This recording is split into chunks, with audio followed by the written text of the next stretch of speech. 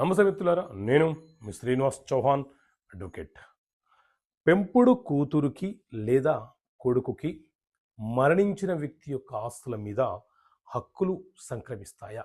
So మిత్రులారా, 2007లో Padmavati versus Venkateswararao అనే కేసులో సుప్రీంకోర్టు చాలా స్పష్టంగా తీర్పునివ్వడం జరిగింది.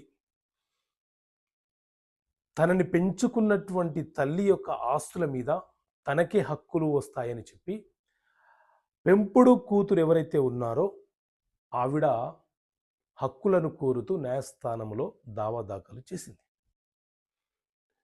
చనిపోయిన వ్యక్తి యొక్క వారసులు, చట్టబద్ధ వారసులు ఎవరైతే ఉన్నారో ఆమె ఒక అడాప్షన్ డాటర్ కాదు, లేదా బయాలజికల్ డాటర్ కాదు, కేవలము ఆమె యొక్క పెంపుడు కూతురు మాత్రమే, ఆమెకు హక్కులు సంక్రమించవు అని చెప్పి అవతల వ్యక్తులు వాదన చేసినారు.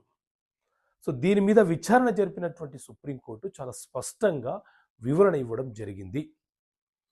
బయాలజికల్గా ఒక తండ్రికి జన్మించినటువంటి కొడుకులు కూతులు ఎవరైతే ఉన్నారో వాళ్లకు ఆ తండ్రి యొక్క ఆస్తుల మీద చట్టబద్ధంగా హక్కులు సంక్రమిస్తాయి.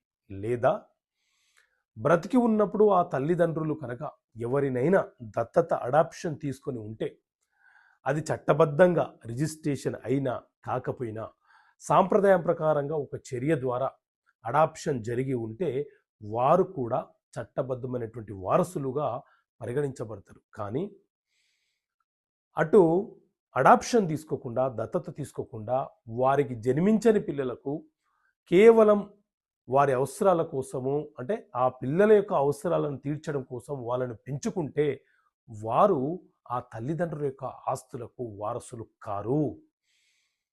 సో పెంపుడు పిల్లలు ఎవరైతే ఉన్నారో వాళ్ళు ఆ తల్లిదండ్రులు ఎవరైతే ఉన్నారో, అంటే పెంచిన తల్లిదండ్రులు ఎవరైతే ఉన్నారో వారి ఆస్తిలో వాటా కోరే హక్కు ఈ పిల్లలకు ఉండదు అని చెప్పి చాలా స్పష్టంగా సుప్రీంకోర్టు తీర్పునివ్వడం జరిగింది.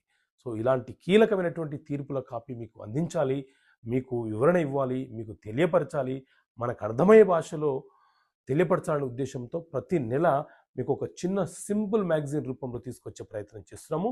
సో ఆ మ్యాగజైన్ మీకు కావాలనుకుంటే 12 నెలల కాలానికి మీరు సభ్యత్వం తీసుకోండి. ప్రతి నెల మీ ఇంటికి పోస్ట్ ద్వారా చేరుతుంది. కావాలనుకుంటే ఇక్కడ కనిపిస్తున్న నెంబర్ కాల్ చేసి మీరు సభ్యత్వం తీసుకోవచ్చు. ఓకే మిత్రులారా, థ్యాంక్ యూ. జై హింద్.